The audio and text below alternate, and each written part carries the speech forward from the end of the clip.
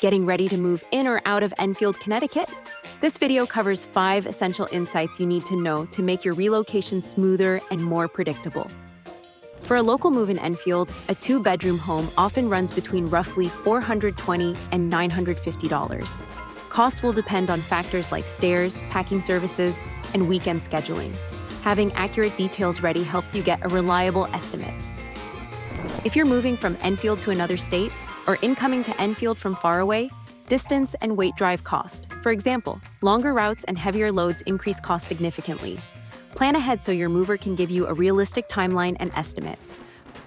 Protect yourself by hiring movers who are properly licensed and insured. Always get a written estimate that specifies what's included: labor, travel time, packing materials, extra stairs, etc.